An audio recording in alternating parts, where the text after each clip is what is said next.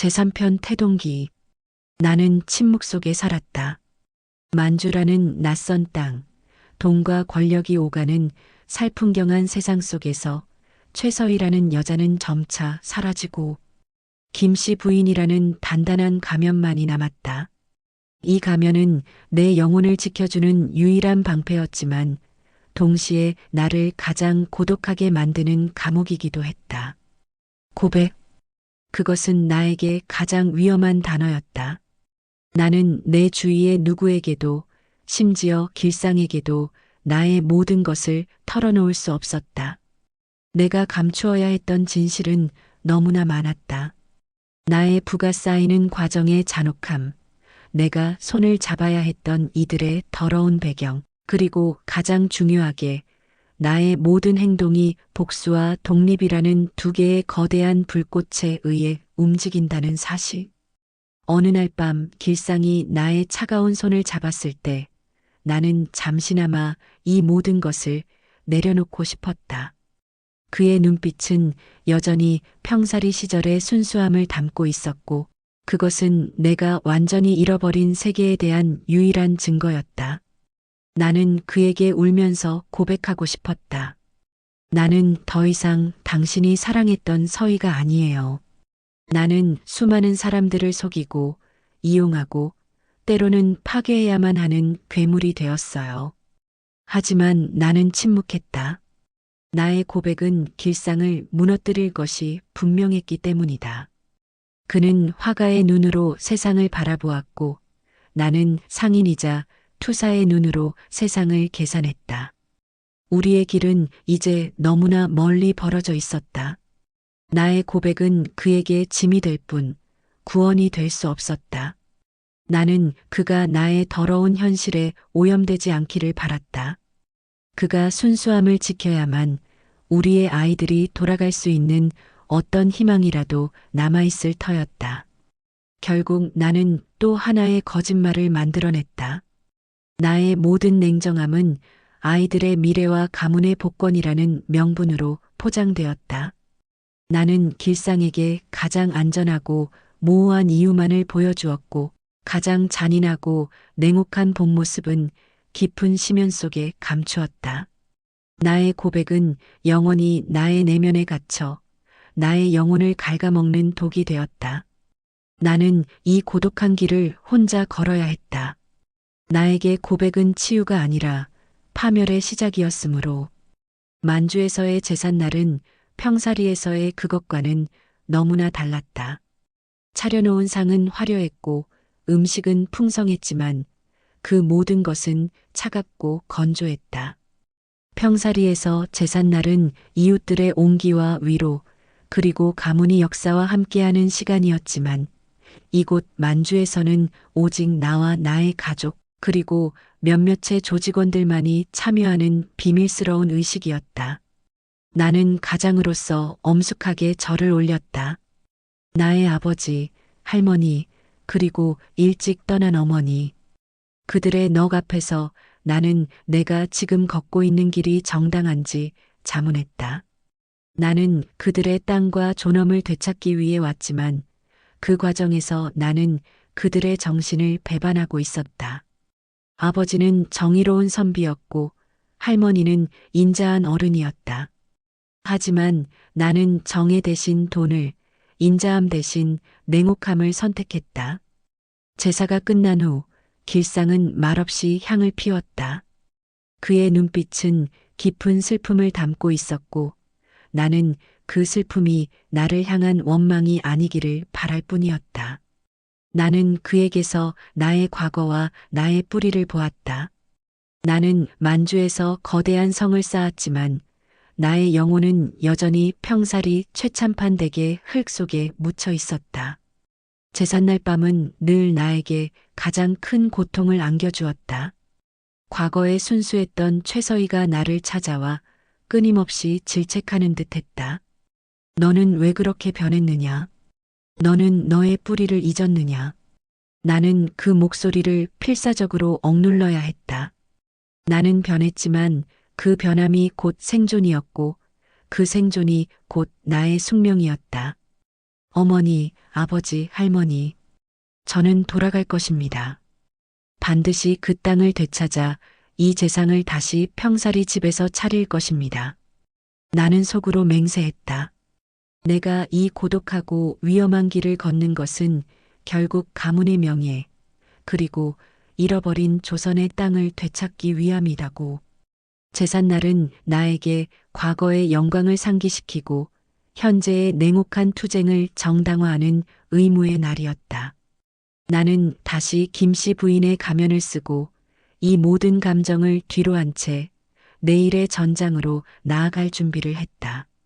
만주 봉천에서 상해까지, 그리고 다시 만주의 거점 도시로 돌아오는 긴 여정은 나를 지치게 했지만 동시에 내가 쌓아올린 거대한 힘을 확인시켜 주었다. 상해의 독립운동가들에게 거액의 군자금을 전달하고 봉천의 일본인들과 치열한 사업 거래를 성공시키고 돌아온 날, 나는 나의 거처에서 잠시 동안의 평화를 느꼈다. 돌아와서, 이 두 단어는 나에게는 단순한 귀환이 아니라 투쟁의 성공과 잠시 동안의 재충전을 의미했다. 나는 만주의 독립운동 조직 계명회의 거대한 자금줄이었고 동시에 조선의 경제권을 뒤흔드는 거대한 상인이었다. 사람들은 나를 존경하고 두려워했지만 나의 내면은 언제나 공허했다. 나를 맞이한 길상은 나의 지친 기색을 알아차리고 따뜻한 차를 내밀었다. 당신이 없는 동안 아이들이 당신을 그리워했소. 그의 말에 나는 잠시 모든 긴장을 풀고 어머니의 자리로 돌아가고 싶었다. 하지만 나는 그럴 수 없었다. 나는 그들에게 따뜻한 어머니이기 전에 이 거대한 조직의 수장이었기 때문이다. 돌아와서 해야 할 일은 산더미 같았다. 나의 눈은 즉시 만주와 조선을 연결하는 복잡한 자금 루트와 인원 배치도에 고정되었다. 어떤 돈은 독립운동가에게 흘러가고 어떤 돈은 친일파들의 탐욕을 자극하는 미끼가 되어야 했다. 이 모든 계산은 오직 나의 머릿속에서만 이루어졌다. 이 모든 것을 통제하는 나의 힘은 절대적이었고 그 힘은 나를 더욱더 고립시켰다. 나는 내가 만주에 돌아올 때마다 느끼는 이 낯선 감정을 외면하려 했다. 그것은 성공의 쾌감도 고향에 대한 향수도 아니었다. 그것은 내가 잃어버린 인간성에 대한 애도였다. 돌아와서 나는 다시 김씨 부인이라는 철갑을 두르고 나의 주변 사람들과 나 자신을 완벽하게 분리시켜야 했다. 이 길고 위험한 여정에서 나는 돌아올 곳이 있었지만 정작 돌아갈 나는 없었다. 그 소식을 들었을 때 나의 세상은 잠시 멈추었다. 젊은 조직원 중 한 명이 자살했다는 보고가 올라왔다. 그의 이름은 박 씨였고 그는 나의 명령에 따라 중요한 임무를 수행하던 중이었다. 임무의 실패, 그리고 뒤따르는 일제의 추격에 대한 두려움이 그를 궁지로 몰아넣었다. 결국 그는 모든 비밀을 지키기 위해 스스로 목숨을 끊었다. 나는 단 한 번도 내색하지 않았다. 조직원들 앞에서 나는 냉철하고 단호해야 했다. 그의 죽음은 헛되지 않다. 그의 희생은 우리 모두의 교훈이 될 것이다. 나는 그의 희생을 독립운동의 거룩한 서사로 둔갑시켰지만 나의 내면은 뜨거운 용광로처럼 들끓었다. 그의 자살은 나의 계획이 낳은 피의 대가였다. 나는 그에게 살 길을 열어주지 않았고 실패에 대한 두려움을 극복할 따뜻한 인간적인 위로도 건네지 않았다. 나는 오직 목표만을 강조했고 그 목표를 이루지 못한 자에게는 냉혹한 결과를 안겨주었다. 그의 죽음은 나에게 경고였다. 내가 걷는 이 길은 언제든 나 자신과 주변 사람들을 파멸로 이끌 수 있다는 잔인한 진실. 길상은 이 소식을 듣고 며칠 동안 식음을 전폐했다. 그는 나의 방식에 대해 침묵의 비난을 보냈고 그의 침묵은 나의 심장을 갈라놓는 칼과 같았다. 우리가 하려는 일이 생명을 살리는 일인데 왜 우리의 방식으로 인해 생명이 죽어야 하는 것이오? 나는 그 질문에 답할 수 없었다. 나는 밤새도록 서류를 검토했다. 박 씨의 죽음이 조직에 미치는 영향을 최소화하고 그의 임무를 다른 사람에게 신속하게 맡기는 일. 나의 모든 감정을 억누르고 나는 다시 차가운 계산기로 변했다. 나는 그의 죽음을 잊지 않으려 했다. 그의 자살은 나에게 인간적인 최서희가 이 냉혹한 투쟁에서 얼마나 무력한 존재인지를 끊임없이 상기시켜주는 핏빛 표식이었다. 나는 그 피 위에서 나의 거대한 계획을 굳건히 세워야만 했다. 이 긴 여정은 피를 요구했고 나는 그 피의 희생자가 되지 않기 위해 더 잔혹한 사람이 되어야 했다. 나의 아들 석이. 그는 길상과 환의 따뜻함, 그리고 나의 강인함이 뒤섞인 아이였다. 쌍둥이 영과 양현이가 이념과 현실 사이에서 고뇌하며 사춘기를 보내는 동안 석이는 만주의 거친 땅에서 자신의 청춘을 꽃피우고 있었다. 나는 석이를 바라볼 때마다 죄책감을 느꼈다. 나는 그를 평범한 소년으로 키우지 못했다. 그의 청춘은 독립운동 자금의 운반, 조직원들과의 접선, 그리고 일제의 감시를 피하는 긴장감 속에서 보내지고 있었다. 그는 나를 존경했지만 동시에 내가 짊어진 짐의 무게를 본능적으로 감지하고 있었다. 석이는 다른 아이들과 달랐다. 그는 말수가 적었지만 그의 행동은 언제나 신중하고 용감했다. 그는 나의 명령을 따랐지만 그 이면의 의미를 꿰뚫어 보려 했다. 나는 그에게서 나의 어린 시절 모든 것을 홀로 감당해야 했던 최서희의 그림자를 보았다. 그래서 나는 더욱 그를 보호하려 했다. 석이야, 너는 이 모든 것에서 벗어나 내가 진정으로 원하는 삶을 살아도 좋다. 너의 청춘을 여기에 낭비하지 마라. 내가 진심을 담아 이야기했을 때 석이는 고개를 저었다. 어머니, 저에게 가장 중요한 것은 어머니가 하고자 하는 일 그리고 조선입니다. 저의 청춘은 어머니의 짐을 나누는 것으로 충분합니다. 그의 대답은 나를 무너뜨렸다. 나의 이기적인 목표가 결국 나의 아이들의 청춘까지 희생시키고 있었다. 나는 그들의 삶에 죄를 짓고 있었다. 하지만 나는 그의 헌신을 거절할 수 없었다. 그의 헌신이야말로 이 위험한 길을 계속 걸을 수 있는 나의 마지막 지지대였기 때문이다. 나는 석이의 청춘이 덧없이 흘러가지 않도록 그의 교육과 안전에 만전을 기했다. 그가 단순히 조직의 일원이 아니라 이 나라의 미래를 짊어질 지식인이 되기를 바랐다. 그의 눈빛은 어둠 속에서도 빛나는 별처럼 밝았고 나는 그 빛을 보호하기 위해 나의 모든 것을 바쳐야 했다. 석이의 청춘은 나의 가장 큰 희망이자 가장 아픈 죄책감이었다. 만주 벌판에서 내가 이룬 것은 단순한 자본의 축적이 아니었다. 그것은 거대한 인간의 흐름, 즉 군중 심리를 통제하는 기술이었다. 나는 수많은 노동자, 소작인, 심지어 독립운동가의 감정을 하나의 거대한 파도처럼 움직여야 했다. 그들은 돈과 이상 혹은 생존이라는 각기 다른 욕망을 가지고 있었지만 나는 그 모든 것을 한 방향으로 이끄는 선장이 되어야 했다. 군중 심리는 양날의 검이다. 통제하면 엄청난 힘이 되어 나의 계획을 밀고 나가지만 한번 통제를 잃으면 모든 것을 휩쓸어 버리는 재앙이 된다. 나는 늘 조직원들에게 희망과 절망의 경계를 정확하게 보여주려 노력했다. 희망만을 주면 나태해지고 절망만을 주면 무너져 내린다. 나는 그들에게 당신의 고통은 정당하고 이 고통을 이겨낼 방법이 나의 계획 속에 있다는 믿음을 심어주어야 했다. 하지만 그들을 움직이는 나의 방식은 때로 너무나 비인간적이었다. 나는 사람들의 두려움과 욕심, 그리고 애국심을 계산의 도구로 사용했다. 누군가에게는 희망의 빛을 보여주며 충성을 유도했고, 누군가에게는 절망적인 현실을 상기시키며 복종을 강요했다. 나의 말 한마디, 눈빛 하나에 수백 명의 생계와 조직의 운명이 걸려 있었다.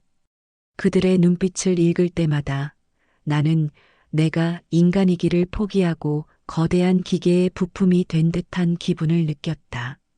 길상은 나의 이런 모습을 보고 괴로워했다. 당신은 너무 많은 것을 짊어지고 있소. 사람들의 영혼까지 지배하려 드는 것 같소. 그의 말은 정당했다. 하지만 나는 선택의 여지가 없었다. 조선의 독립이라는 거대한 목표 앞에서 개인의 감정이나 인간적인 교리는 사치였다. 군중을 이끌기 위해서는 감정이 아니라 논리와 철저한 규율이 필요했다. 내가 약한 모습을 보이면 이 모든 거대한 성은 모래처럼 무너질 터였다. 나는 외톨이가 되어야만 했다. 이 수많은 사람들 속에서 가장 고독한 존재가 바로 나, 최서희였다. 군중 심리의 파도를 타는 것은 곧 나의 인간성을 희생하는 일이었다. 그날의 기억은 만주의 뜨거운 모래처럼 내 심장에 영원히 각인되었다. 군자금 수송 작전이 진행되던 중 우리는 일제 관동군의 불시 검문에 걸렸다. 드넓은 모래 벌판, 숨을 곳조차 없는 황량함 속에서 모든 것이 끝났다고 생각했다. 트럭 밑에는 겉으로는 평범한 곡물 자루였으나 안에는 조선 독립의 씨앗인 거액의 자금이 숨겨져 있었다. 일본군 장교는 느릿느릿 트럭 주위를 돌며 의심의 눈초리를 보냈다. 나는 그 순간 나의 삶 전체를 통틀어 가장 차갑고 완벽한 가면을 써야 했다. 심장이 터질 듯 뛰었지만 나의 눈빛은 평온했고 나의 입술은 여유로운 미소를 띠고 있었다. 나는 김씨 부인이었다. 만주의 실세이자 그들이 감히 건드릴 수 없는 거대한 상인이었다. 이런 더운 날에 곡물 검사는 웬일이시오? 행정상 착오라도 있었던 모양이군. 곧 하얼빈으로 돌아가야 하니 시간을 지체할 수 없소. 나의 목소리는 단호하고 위압적이었다. 나는 그들에게 돈으로 매수한 서류를 보이며 그들의 탐욕과 공포를 동시에 자극했다. 그들은 나의 서류를 믿은 것이 아니라 나의 압도적인 기세와 그 배후에 깔린 거대한 자본의 힘을 두려워한 것이다. 긴 침묵 끝에 그 장교는 고개를 숙였다. 실례했습니다, 김 부인. 그의 이 한마디에 나의 모든 피가 다시 흐르는 듯했다. 트럭이 모래를 박차고 다시 달리기 시작했을 때 나는 비로소 깊은 한숨을 내쉬었다. 그 순간 나는 깨달았다. 이 독립운동은 총칼만으로 하는 것이 아니라 심장의 떨림을 숨기는 냉정한 연기와 재정적 힘으로 하는 싸움이라는 것을. 그 뜨거운 모래 위에서 나는 다시 태어났다. 인간적인 감정은 모조리 증발해버리고 오직 목표만이 남은 단단한 돌덩이가 되었다. 그날의 태양은 나에게 무서운 교훈을 주었다. 사막의 모래처럼 나의 삶 역시 언제 무너질지 모르는 위태로운 것이었다. 나는 길상에게 이 일을 이야기하지 않았다. 그는 내가 겪은 이 극한의 고독과 공포를 이해할 필요도 짊어질 필요도 없었다.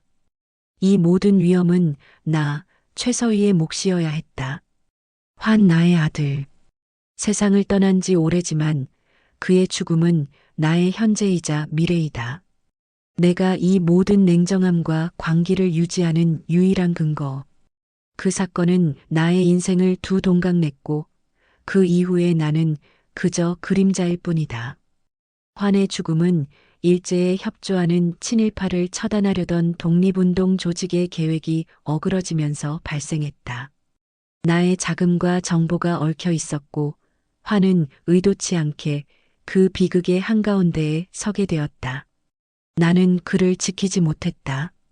수많은 사람들의 목숨을 지키기 위해 노력하면서 가장 소중한 나의 아이를 놓쳤다. 그 죄의 무게는 천근만근이었다. 길상은 완전히 무너졌다. 그는 울부짖었고 나를 향해 침묵의 비난을 퍼부었다. 당신의 욕망이, 이 모든 것이. 그의 눈빛은 내가 범한 죄를 영원히 잊지 못하게 할 만큼 잔혹했다. 나는 길상의 슬픔을 감싸줄 자격이 없었다. 나는 그저 차가운 돌처럼 굳어버렸다. 내가 울면 모든 것이 무너진다. 내가 약해지면 환의 죽음은 단지 한 어머니의 사사로운 불행으로 전락할 뿐이었다. 나는 환의 죽음을 이용하기로 결정했다. 이 잔인한 선택은 나 자신에게 내린 사형 선고와 같았다. 나는 조직원들에게 환의 죽음을 비밀에 붙이지 않았다. 대신 그의 죽음을 독립운동의 신성한 희생으로 포장했다. 우리가 이 투쟁을 멈출 수 없는 이유가 바로 여기에 있다. 우리의 아이들까지 희생되는 이 현실을 바꾸어야 한다. 나의 이 연설은 조직원들의 분노와 결의를 폭발시켰다. 그들의 눈물은 나의 죄책감을 씻어주지는 못했지만 나의 계획에 새로운 추진력을 부여했다. 나는 나의 아들을 잃은 슬픔을 조선 독립이라는 거대한 이상 속에 파묻어 버렸다. 매일 밤 환의 작은 얼굴이 떠오를 때마다 나는 스스로에게 속삭였다.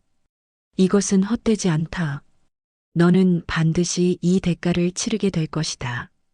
환의 죽음은 나에게 영원한 채찍이 되었다. 내가 이 길을 멈추는 순간 나의 아들은 가장 비참한 희생자가 되는 것이었다. 나는 살아야 했다. 환을 위해, 그리고 나를 위해. 그렇게 나의 태동기는 가장 잔혹한 방식으로 막을 내렸다. 환의 죽음이 나를 파괴했다면 쌍둥이 연과 막내 양현이의 사춘기는 나를 천천히 고통스럽게 짓눌렀다. 그들은 이제 더 이상 나의 품 안에 있는 아이들이 아니었다. 그들의 눈빛에는 세상의 불의와 부조리, 그리고 부모의 삶에 대한 의문이 가득 차 있었다. 특히 연은 아버지를 닮아 내성적이지만 그 속은 뜨거운 혁명가였다. 그는 만주에서 벌어지는 독립운동과 노동자들의 현실에 깊이 공감하며 나의 거대한 사업 배후에 있는 비밀을 알고 싶어 했다. 그는 나에게 직접적으로 묻지 않았다. 대신 그의 질문은 늘 날카로운 비유와 은유로 포장되어 나에게 날아왔다. 어머니, 진정으로 정의로운 불안 존재할 수 있나요? 남의 고통 위에서 쌓은 분은 결국 피를 흘리게 되지 않나요? 나는 그의 순수한 질문 앞에서 나의 모든 방패가 무너지는 것을 느꼈다. 나는 그에게 거짓말을 할 수도 진실을 말할 수도 없었다. 진실은 너무 위험했고 거짓말은 그의 영혼을 갉아먹을 터였다. 나는 그저 세상은 복잡하고 너희들이 아직 이해하기에는 너무 큰 짐이다라는 무책임한 대답만 반복했다. 양현이는 더 감성적이고 여렸다. 그는 엄마와 아빠가 왜 다른 부모들처럼 평범하게 살 수 없는지, 왜 늘 불안 속에서 살아야 하는지 울면서 물었다.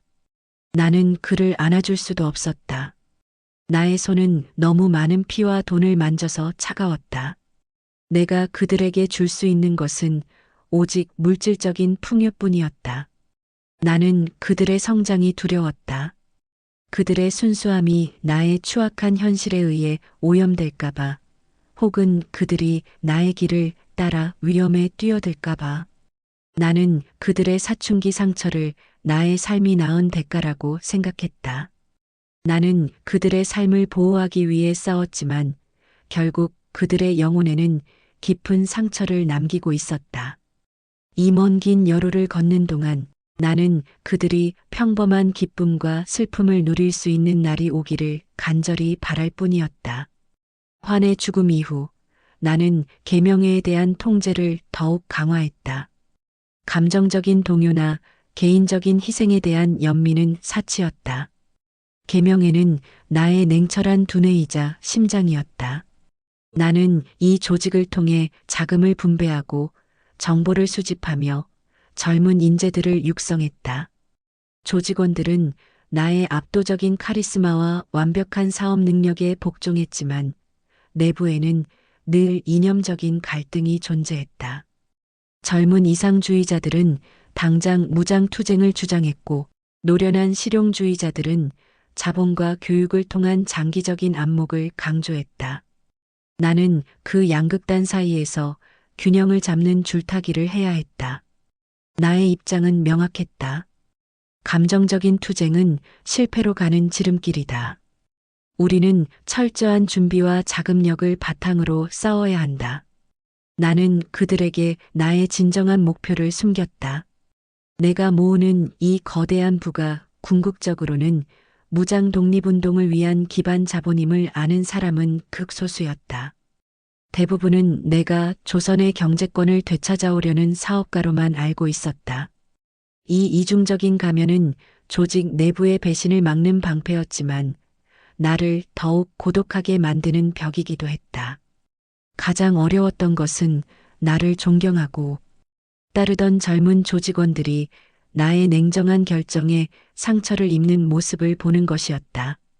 나는 때로 그들의 비합리적인 요구를 단호하게 거절해야 했고, 때로는 그들의 순수한 열정을 나의 계획 아래 희생시켜야 했다.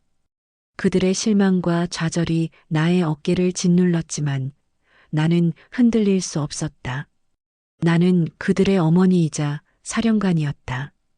계명에는 나에게 끝없는 책임감과 고독을 안겨주는 굴레였다. 나는 이 조직을 통해 희망을 보았지만 그 희망의 씨앗을 싹 틔우기 위해서는 나의 모든 인간적인 온기를 바쳐야 했다. 길상이 없는 이 조직의 중심에서 나는 철의 여인으로 서 있어야 했다. 나의 이긴 여론은 오직 계명회가 밝혀줄 새벽을 향해 멈추지 않고 나아갈 뿐이었다. 내가 김씨 부인이라는 가면을 쓰고 다시 평사리 땅을 밟았을 때 심장은 뛰지 않았다. 아니, 뛰지 않도록 스스로를 억눌렀다. 이곳은 최서희의 고향이자 영혼의 뿌리였으나 지금의 나에게는 냉철한 작전지이자 잃어버린 것을 회복해야 할 전장이었다. 계명회와 만주의 자금을 조선 내 깊숙이 침투시키기 위해서는 가장 안전하고 동시에 가장 위험한 곳, 즉 나의 뿌리인 이곳이 필요했다. 길상은 만주에 남아 나의 사업과 아이들을 돌보았다. 우리는 각자의 몫을 나누어 짊어졌다. 조선 땅에 홀로 선 나는 고립무원의 상태였지만 오히려 그 고립이 나를 더욱 단단하게 만들었다. 나의 눈은 이 땅의 모든 것을 스캔했다.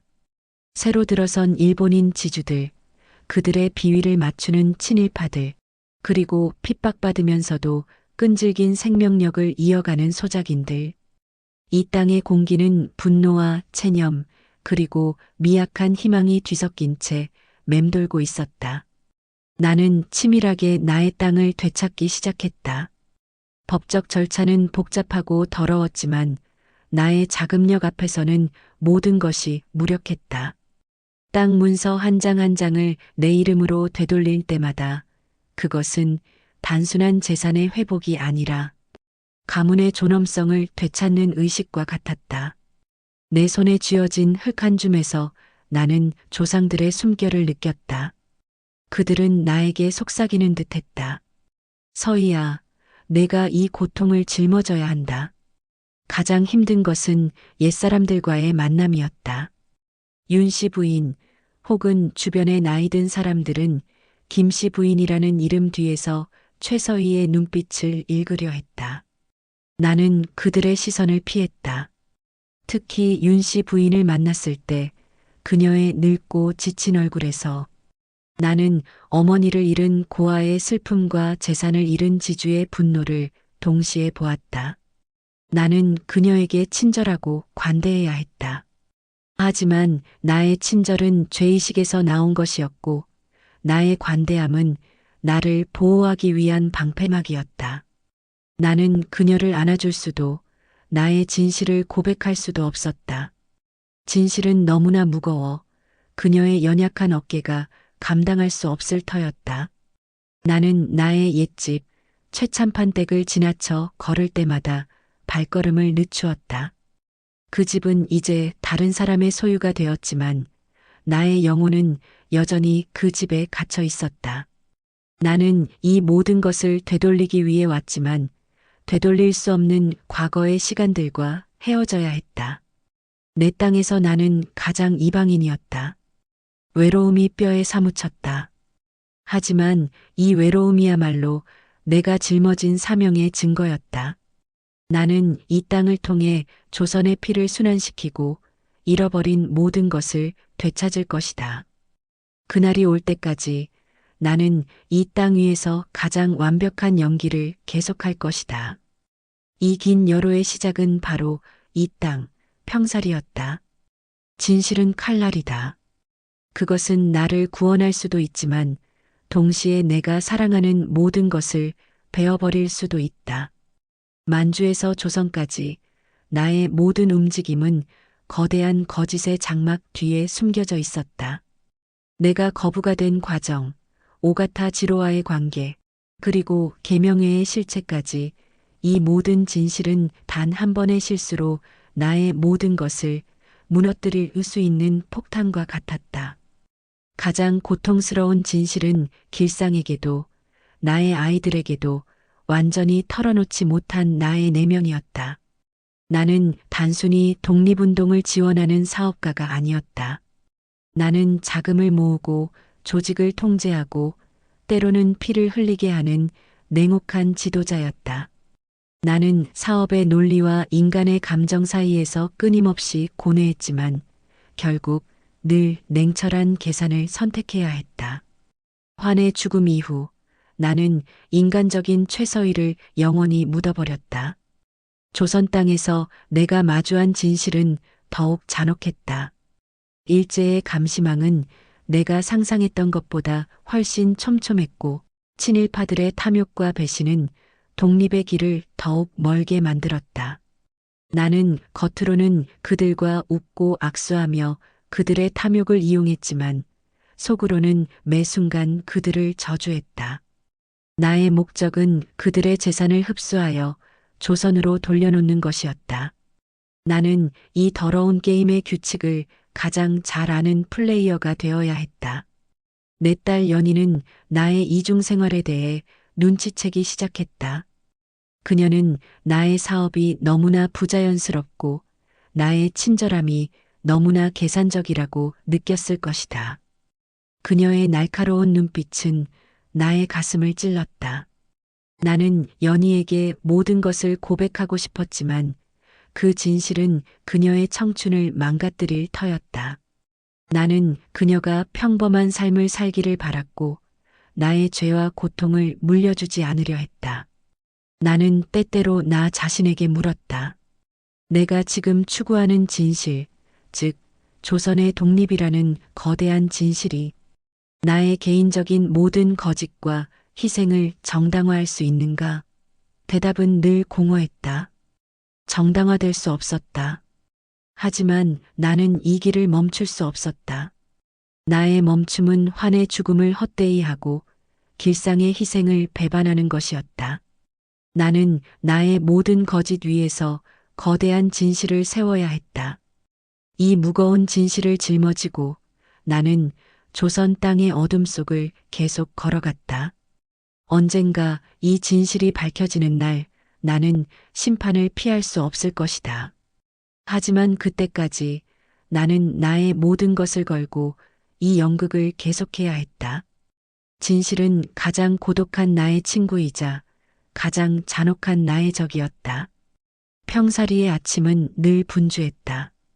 김씨 부인의 집에서는 온갖 서류와 계산서가 오가고 만주에서 온 조직원들의 비밀스러운 접선이 이루어졌다. 하지만 나는 이 모든 소란 속에서 단 하나의 평화로운 순간을 지켜냈다.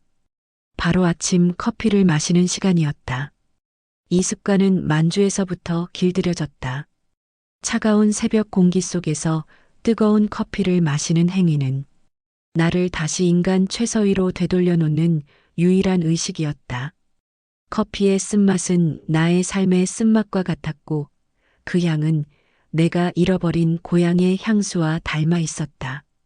나는 이 짧은 순간 세상의 모든 짐을 내려놓고 창밖의 풍경을 바라보았다. 멀리 보이는 지리산의 봉우리, 아침 햇살에 반짝이는 평사리의 들판. 그 풍경은 내가 되찾아야 할 조선의 영혼이었다. 이 아침 커피 시간은 나에게 일종의 정화의 시간이었다. 전날 밤 내가 얼마나 냉정하고 잔혹한 결정을 내렸든 얼마나 많은 거짓말을 했든 이 커피 한 잔과 함께 나의 마음은 다시 비워지고 새로운 하루를 시작할 냉철한 이성이 채워졌다. 길상이 옆에 있었다면 그는 분명 나의 손을 잡아주었을 것이다. 그의 따뜻함은 내가 잃어버린 인간적인 온기를 잠시나마 되찾게 해주는 유일한 빛이었다. 하지만 지금은 길상이 없었다. 나는 혼자 이 고독을 감당해야 했다. 나는 아침 커피를 마시며 아이들을 생각했다. 만주에서 자라고 있는 연희와 양현희, 그리고 석이. 그들의 밝은 미래가 내가 이 모든 더러운 일을 하는 유일한 이유였다. 나는 그들이 언젠가 이 모든 진실을 알게 되었을 때 나를 이해해 줄 수 있을지 자문했다. 아마도 그들은 나를 냉혈한으로 기억할 것이다. 하지만 상관없었다. 그들의 안정과 행복이 나의 구원이었다. 커피 잔을 내려놓는 순간 최서희는 사라지고 다시 김씨 부인이 되었다. 나의 얼굴에는 다시 냉철함과 위엄이 감돌았고 나의 눈빛은 수많은 사람들을 지배하고 조직을 이끌어야 할 지도자의 그것으로 변했다. 이 아침 커피는 나에게 주어진 하루의 유일한 휴식이었고 동시에 나의 사명을 상기시켜주는 경고음이었다. 이 긴 여로에서 내가 멈출 수 없음을. 이 뜨거운 액체가 나의 심장 속 차가운 피를 끓게 만들었다. 나는 다시 전장으로 나섰다. 김씨 부인이라는 나의 가면은 견고했지만 일제강점기 아래에서 조선인으로 사는 한 수모는 피할 수 없는 운명이었다. 내가 만주에서 아무리 거대한 자본을 축적했든 나의 배후에 얼마나 강력한 독립 조직이 있든 이 땅에서는 나는 그저 조선인이자 여자였다. 가장 견디기 힘든 수모는 조선 총독부의 고위 관리들이나 일본인 지주들과의 접대 자리였다. 나는 그들의 탐욕스러운 눈빛과 노골적인 경멸을 온몸으로 받아내야 했다. 그들은 나의 부를 인정하면서도 나를 동등한 인간으로 대우하지 않았다. 그들의 천박한 농담, 조선의 문화와 역사에 대한 조롱, 그리고 노골적인 성적 희롱까지 나는 이 모든 것을 참아내야 했다. 한 번은 총독부의 한 고위 관리가 술자리에서 나의 어깨를 함부로 잡으며 김 부인은 배짱이 대단하군. 조선 여자치고는 아주 흥미로워라고 말했다.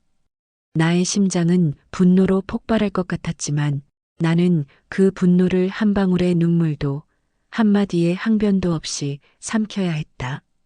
나는 오히려 능숙하게 웃으며 그의 탐욕을 자극하는 사업 이야기를 꺼냈다. 나의 목적은 그의 자존심을 꺾는 것이 아니라 그의 정보를 캐내고 그의 자금을 흡수하는 것이었기 때문이다. 그 수모의 순간 나는 나 자신이 가장 비참한 존재임을 깨달았다. 나는 수많은 사람들의 희망을 짊어진 지도자였지만 이 순간만큼은 이 땅의 모든 조선 여인들이 겪는 고통을 압축해 보여주는 듯했다. 겉으로는 화려한 비단옷을 입고 턱을 꼿꼿이 세운 귀부인이었으나 속으로는 분노와 치욕으로 몸부림치는 포로였다. 밤이 되어 홀로 남겨졌을 때 나는 나의 이중생활에 대한 역겨움을 느꼈다. 이 모든 것이 조선의 독립을 위한 것이라고 스스로를 위로했지만 수모는 나의 영혼에 깊은 상처를 남겼다. 나는 나 자신에게 속삭였다. 이수모를 잊지 마라. 이수모가 너의 칼이 될 것이다. 내가 되찾을 조선은 이수모를 끝내기 위한 것이다. 나는 그들의 눈앞에서 굴종의 미소를 지었지만 내면에서는 복수의 칼날을 갈고 있었다. 이수모는 나를 더욱 강하게 만들었다. 내가 흘리지 않은 눈물은 나의 의지를 단단하게 만들었고 내가 참아낸 치욕은 나의 투쟁을 정당화했다. 이 긴 여로의 모든 수모는 훗날 조선의 영광이 되어 돌아올 것이라고 나는 믿었다. 나는 돈을 만지면서도 그 돈의 근원이 어디로부터 시작되었는지 그 더러운 샘물을 외면하지 않았다. 그 중에서도 가장 끔찍하고 견디기 어려운 부분이 바로 마약, 아편이었다.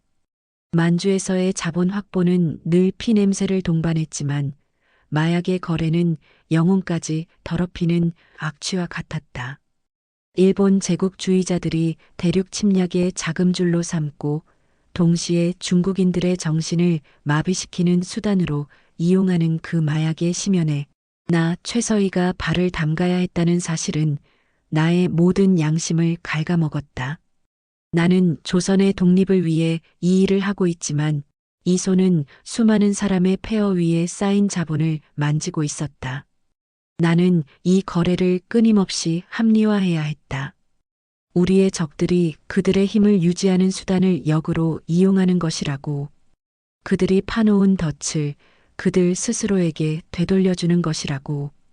나는 이 마약 거래를 통해 일본 관동군 내부의 부패한 세력과 만주군벌들의 은밀한 자금 흐름을 파악했고 그들의 권력 구조를 흔드는 중요한 정보를 빼낼 수 있었다. 마약이 오가는 뒷골목의 어둠은 나에게는 가장 확실한 정보의 창구였고 가장 신속하게 거액의 자금을 움직일 수 있는 통로였다. 그러나 그럴 때마다 나의 눈앞에는 아평굴에서 피폐해진 채 희망을 잃어가는 조선인들의 얼굴이 아른거렸다. 그들은 내가 지키고자 하는 대상이었는데 아이러니하게도 나는 그들을 파괴하는 도구의 그림자 아래에서 움직이고 있었다. 가장 고독한 순간은 거래를 성사시킨 후 혼자 남겨지는 밤이었다. 뜨거운 물로 아무리 손을 씻어내도 그 역한 마약 냄새와 피 냄새는 코끝을 떠나지 않았다. 나는 이 더러운 돈을 독립의 씨앗으로 정화해야 한다는 강박에 시달렸다. 내가 만진 이 돈이 궁극적으로는 이 땅의 모든 악의 고리를 끊어내는 정당한 투쟁의 자양분이 될 것이라는 믿음이 없었다면 나는 진작에 스스로 무너졌을 것이다. 이 자본이 청정하지 못하다는 것을 알기에 나는 이 돈을 쓰는데 더욱 냉혹하고 철저해야 했다. 단 한 푼이라도 나의 사사로운 욕심에 사용되어서는 안 되었다. 나의 영혼은 이미 더럽혀졌지만 나의 목적은 훼손되어서는 안 되었다. 길상은 나의 이 모든 비밀을 알지 못한다. 만약 그가 내가 어떤 수단으로 이불을 쌓았는지 알게 된다면 그는 나를 용서하지 않을 것이다.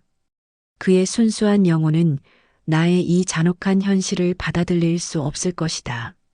나는 그에게서 나의 인간성을 지켜내기 위해 이 모든 짐을 홀로 짊어져야 했다.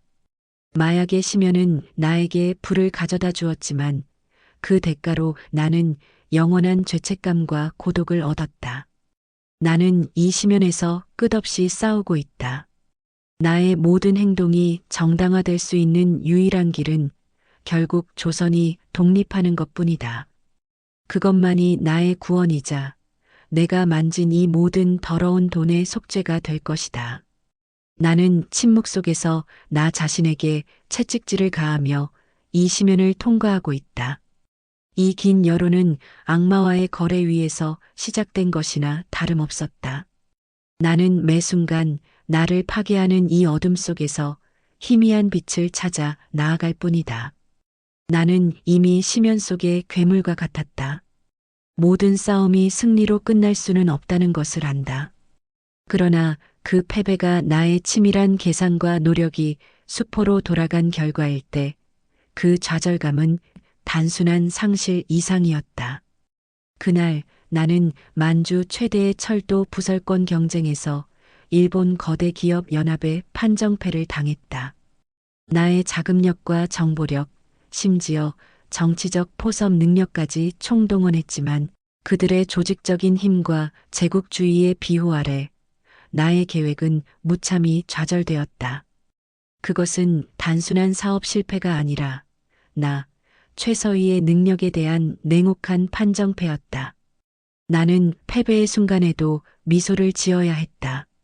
상대방의 승리를 축하하는 술자리에서 나는 가장 여유롭고 관대한 김씨 부인의 가면을 썼다. 속으로는 피눈물을 흘리고 있었다. 이 철도 부설권은 단순한 이권이 아니었다. 그것은 만주 지역 독립운동가들의 이동 경로를 확보하고 군자금 수송망을 안전하게 구축하기 위한 전략적 요충지였다. 이 패배로 인해 우리의 계획은 몇 년 뒤로 미뤄졌고 수많은 사람들의 생명이 더 큰 위험에 처하게 되었다. 나의 실패는 곧 조직의 고통이었다. 호텔방으로 돌아와서야 나는 비로소 그 무거운 가면을 벗을 수 있었다. 거울 속에 비친 나의 얼굴은 창백하고 지쳐 있었지만 눈빛만은 꺼지지 않았다. 나는 패배를 인정하되 좌절하지 않았다. 나는 즉시 나의 참모들을 불러 모아 패배의 원인을 분석했다. 자금 부족이 아니었다. 정보 유출도 아니었다. 문제는 나의 힘이 그들의 제도와 법이라는 거대한 벽을 뚫을 만큼 절대적이지 못했다는 사실이었다. 내가 아무리 거대한 돈을 모았어도 제국주의라는 거대한 폭력 앞에서 나는 여전히 개인에 불과했다. 이 판정패는 나에게 잔혹한 교훈을 주었다. 자본만으로는 세상을 바꿀 수 없다는 것. 이념과 의지만으로는 현실을 뒤엎을 수 없다는 것. 나는 더욱 치밀해져야 했다. 상대방의 가장 약한 고리를 찾고 그들의 내부 분열을 조장하며 때로는 그들의 계획을 역이용하는 더욱 교활하고 냉철한 전략이 필요했다. 패배는 나를 더욱 강하게 만들었다. 쓰라린 상처는 곧 단단한 갑옷이 되었다. 나의 마음속에서는 복수의 칼날이 더욱 날카롭게 갈리고 있었다. 나는 이 패배를 만회하기 위해 앞으로 10배, 100배의 이득을 취할 때까지 멈추지 않을 것이다. 나의 실패는 잠시 숨을 고르는 시간에 불과했다. 나는 다시 일어설 것이다. 반드시. 이 긴 여로에서 잠시 주저앉았을 뿐 나의 목적지는 변하지 않았다. 이 패배의 쓴맛은 나에게 더 큰 승리를 위한 밑거름이 될 것이다. 내가 김씨 부인으로 존재하는 세계는 때때로 조선의 사치스러운 귀족사회나 일본인들의 향락적인 공간과 겹쳐졌다. 나는 정보와 인맥을 얻기 위해 그들이 즐기는 풍류를 따라야 했다. 기생들과 일본 게이샤들이 오가는 연회장, 술과 음악 그리고 비밀스러운 대화가 오가는 그 공간은 나의 본질과는 너무나 동떨어진 곳이었다. 나는 그들의 웃음소리, 그들의 천박한 농담, 그들의 허영심을 견디며 그들과 함께 웃고 술을 마셔야 했다. 나는 연기를 했다. 가장 우아하고 가장 세련되며 동시에 가장 비밀스러운 부인으로 나의 몸짓 하나하나, 말투 하나하나가 그들의 눈에 매력적으로 비치도록 노력했다. 그들은 나를 탐욕스러운 사업가로 보았고 때로는 손쉽게 유혹할 수 있는 아름다운 조선 여자로 보았다. 나는 그들의 오해를 역으로 이용했다. 그들의 술잔에 술을 따르며 그들의 말실수를 유도하고 그들의 사소한 다툼 속에서 거대한 정보를 낚아챘다. 내가 지고 있던 풍류는 나의 영혼을 괴롭혔지만 그 대가로 나는 독립운동에 필요한 핵심 정보를 얻었다. 나는 그들과 함께 밤을 보내며 조선의 운명을 논하는 그들의 말들을 귀담아 들었다. 그들은 조선을 발판 삼아 만주와 대륙을 집어삼키려는 야심을 거리낌 없이 드러냈고 나는 그들의 야심을 나의 계획에 이용할 방법을 계산했다. 그들의 허영심과 탐욕은 나의 가장 큰 무기였다. 나는 그들이 원하는 것을 정확히 알고 있었다. 더 많은 돈, 더 많은 권력, 더 많은 향락. 나는 그 모든 것을 미끼로 던져 그들을 낚아올리는 낚시꾼이었다. 이 풍류의 시간은 나에게 극심한 고독을 안겨주었다. 수많은 사람들에게 둘러싸여 있지만 단 한 명에게도 나의 진심을 드러낼 수 없는 고독. 나의 화려한 옷차림과 값비싼 보석은 나를 꾸며주는 장식이 아니라 나의 본질을 감추는 철갑이었다. 길상은 이런 나의 모습을 이해할 수 없을 것이다. 그는 화가의 눈으로 세상을 보지만 나는 투사의 눈으로 세상을 본다. 나는 내가 마시는 술이 독약이라는 것을 알지만 그 독을 마시지 않고서는 이 싸움에서 이길 수 없었다. 나는 이 더러운 풍류의 춤을 멈추지 않았다. 이 모든 고통과 굴욕은 조선의 독립이라는 거대한 풍류를 위한 전주곡에 불과했다. 나의 영혼은 이 향락 속에서 서서히 마모되고 있었지만 나의 의지는 더욱 강해지고 있었다. 이 긴 여로의 모든 잔혹함은 내가 감당해야 할 몫이었다. 나의 삶은 사랑과 미움이라는 두 개의 거대한 축을 중심으로 돌아갔다. 길상에 대한 깊은 사랑과 나의 모든 것을 앗아간 일제와 친일파에 대한 격렬한 미움. 이 두 감정은 서로 충돌하며 나의 영혼을 찢어놓았다. 미움은 나를 움직이는 원동력이었고 사랑은 나를 인간으로 붙잡아두는 유일한 끈이었다. 길상에게 나는 늘 차갑고 이성적인 여자였다. 나는 나의 모든 비밀스러운 활동과 위험을 그에게서 숨겼고 그가 나에게 다가올 때마다 의도적으로 거리를 두었다. 그것은 그를 보호하기 위함이었다.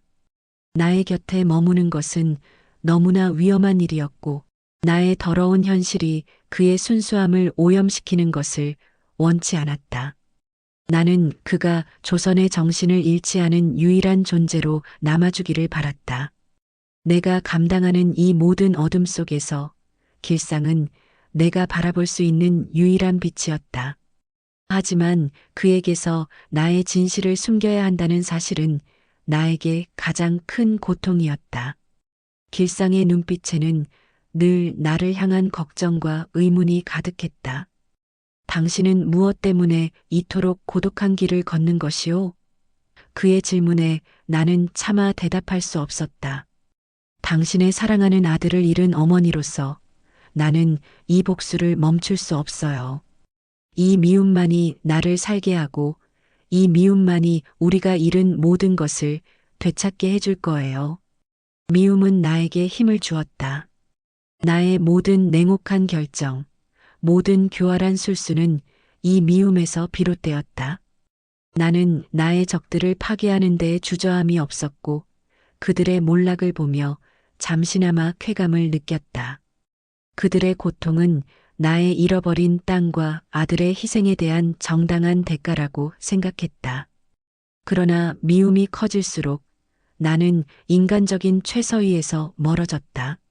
나는 점차 복수심에 사로잡힌 괴물이 되어가는 것을 느꼈다. 사랑과 미움, 이 상반된 두 감정의 줄다리기 속에서 나의 영혼은 갈갈이 찢어졌다.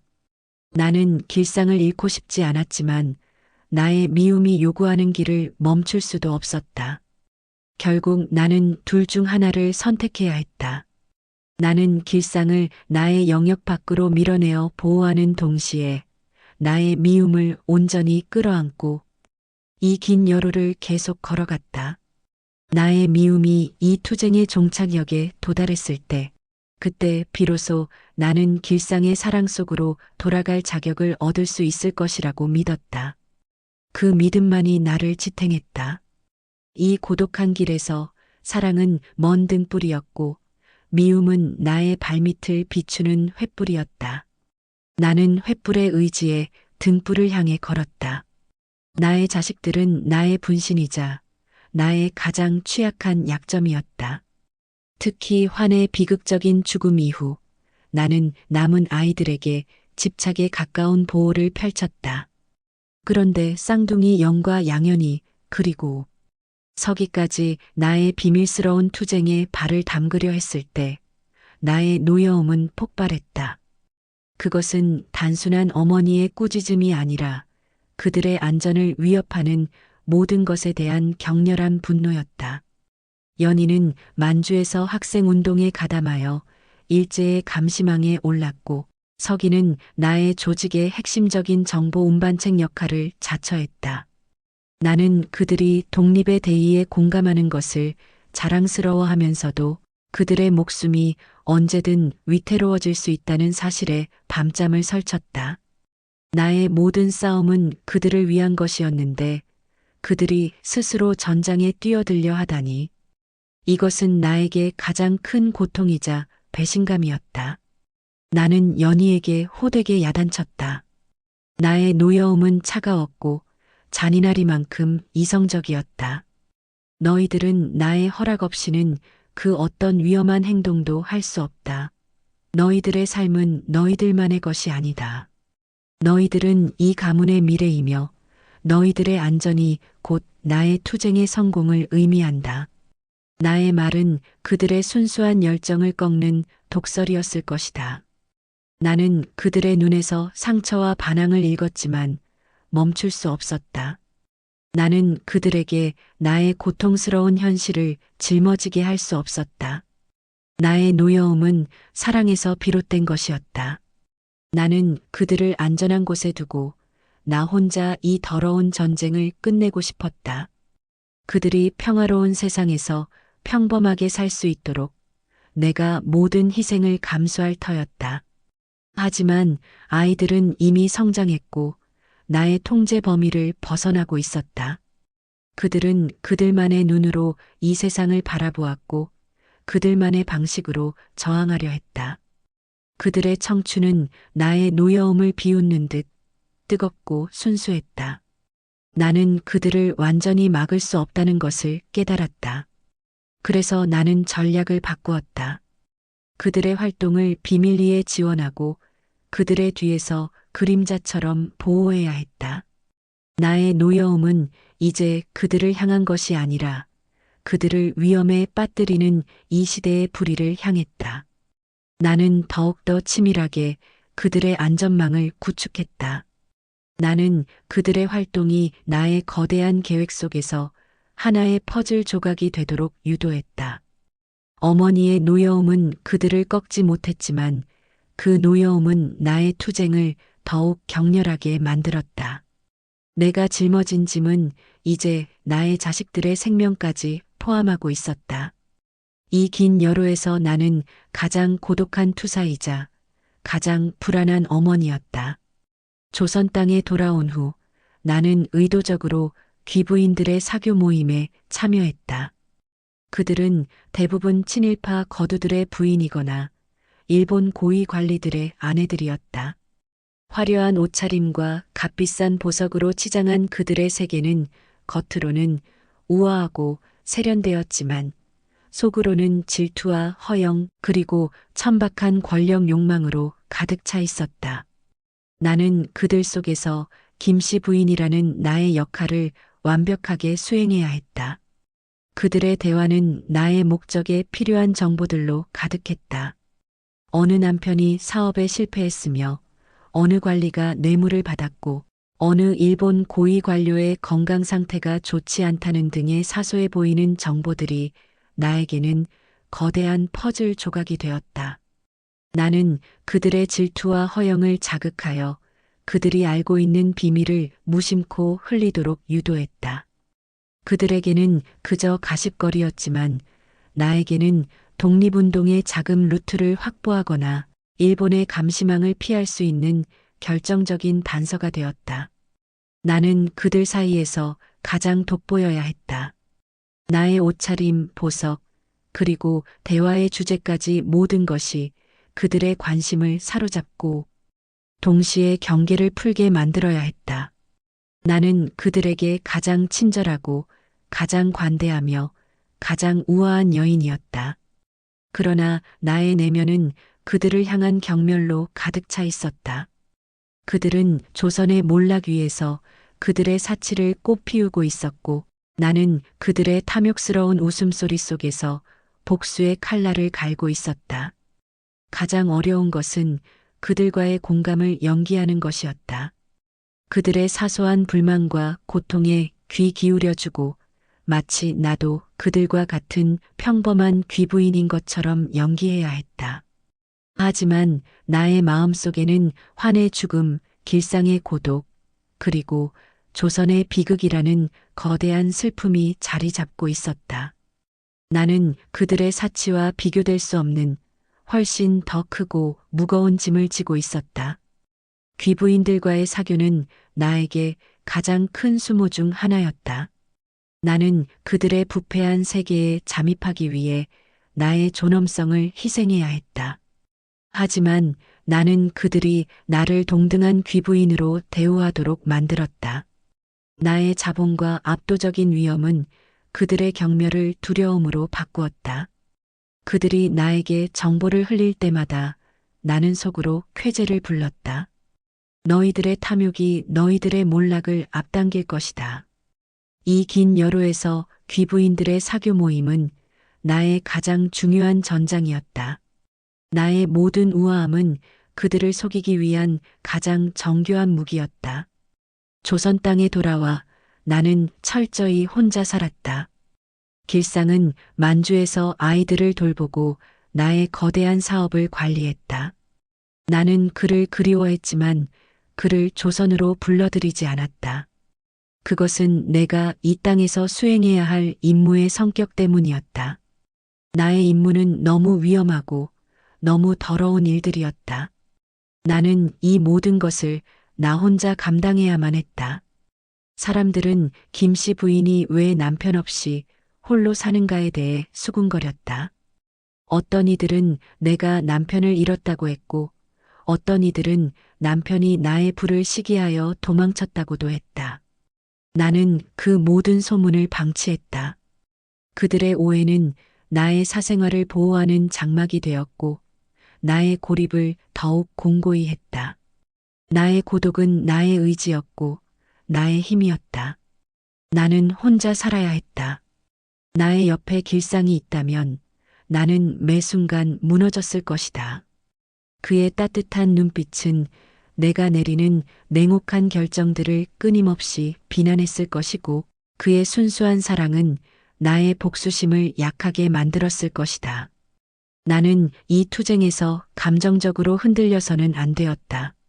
나의 심장을 차갑게 유지하기 위해 나는 가장 사랑하는 사람으로부터 스스로를 격리시켜야 했다. 나의 고독은 나를 지키는 가장 강력한 갑옷이었다. 밤이 되면 나는 텅 빈 방에서 길상의 편지를 읽었다. 그의 편지는 만주에서의 평범한 일상, 아이들의 성장, 그리고 나를 향한 변치 않는 사랑을 담고 있었다. 그 편지들을 읽는 동안만큼은 나는 다시 최서희가 되었다. 그러나 편지를 접는 순간 나는 다시 김씨 부인으로 돌아왔다. 나는 그에게 나의 삶이 얼마나 위험하고 내가 얼마나 많은 죄를 짓고 있는지 말할 수 없었다. 나의 침묵은 그에 대한 나의 마지막 사랑이었다. 이 외로운 삶은 나의 숙명이었다. 나는 조선의 독립이라는 거대한 사명을 짊어졌고 이 사명은 개인의 행복이나 사랑을 희생할 것을 요구했다. 나는 이 긴 여로의 끝이 어디인지 알지 못했다. 하지만 내가 이 길을 끝까지 걸어 승리했을 때, 그때 비로소 길상과 아이들 곁으로 돌아가 평범한 삶을 살 수 있을 것이라고 믿었다. 그때까지 나는 이 고독한 감옥에서 나 자신을 지켜야 했다. 나의 힘은 내가 혼자라는 사실에서 나왔고, 나의 눈물은 밤이 되어야만 흘릴 수 있었다. 왜 혼자 사는가? 그것은 내가 사랑하는 사람들을 지키기 위한 나의 가장 잔혹한 선택이었다. 조선에서의 나의 삶은 쫓기는 사람들의 삶이었다. 겉으로는 조선 최대의 거상 김씨 부인이었지만 나의 내면과 나의 조직은 늘 일제의 감시와 친일파들의 견제 그리고 내부의 배신 위험에 쫓기고 있었다. 나의 모든 행동은 비밀스러웠고 나의 모든 움직임은 조심스러웠다. 나는 이 쫓기는 삶 속에서 단 하나의 실수를 허용할 수 없었다. 단 하나의 실수라도 나의 모든 계획과 수많은 사람들의 목숨을 위협할 수 있었기 때문이다. 나는 쫓는 자이자 동시에 쫓기는 자였다. 나는 나의 적들의 동태를 끊임없이 쫓았고 그들의 계획을 미리 파악하여 역이용했다. 그러나 나의 뒤에는 항상 일제의 그림자가 드리워 있었다. 그들의 정보망은 치밀했고 그들의 권력은 절대적이었다. 나의 집 주변에는 늘 의심스러운 눈길들이 맴돌았고 나의 모든 거래와 만남은 그들의 감시를 받고 있었다. 나는 그들의 감시를 알면서도 나의 임무를 멈출 수 없었다. 나의 삶은 거대한 숨바꼭질이었다. 이 쫓기는 삶은 나에게 끊임없는 긴장감과 피로를 안겨주었다. 나는 잠을 잘 때도 완벽하게 잠들지 못했고 식사를 할 때도 늘 주변을 경계했다. 나는 나의 조직원들을 보호하기 위해 더 냉정하고 무자비해져야 했다. 만약 누군가 붙잡힌다면 그는 나의 모든 비밀을 발설할 수 있는 가장 위험한 존재가 되는 것이었다. 나는 그들이 배신하기 전에 그들의 안전을 확보하거나 그들의 입을 막을 방법을 강구해야 했다. 인간적인 연민은 사치였다. 나를 가장 고통스럽게 한 것은 내가 쫓기는 사람들의 희망을 짊어졌다는 사실이었다. 나의 뒤에는 독립을 염원하는 수많은 조선인의 희망이 있었고 그들을 보호해야 한다는 책임감이 나를 짓눌렀다. 나는 그들에게 절대로 절망을 보여줄 수 없었다. 나의 얼굴은 늘 희망과 자신감으로 가득 차 있어야 했다. 나의 겉모습은 굳건한 바위와 같았지만 나의 내면은 언제 폭발할지 모르는 화약고와 같았다. 나는 이 쫓기는 삶을 멈출 수 없었다. 이 긴 여로의 끝은 오직 조선의 독립뿐이었다. 그날이 올 때까지 나는 끊임없이 도망치고 끊임없이 싸울 것이다. 나의 쫓기는 삶은 나의 사명이었고 나의 고독은 나의 가장 강력한 방패였다.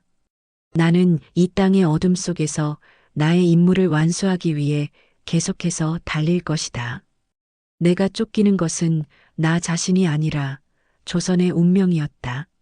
나는 그 운명을 짊어진 채 이 고독한 긴 여로의 끝을 향해 나아갔다.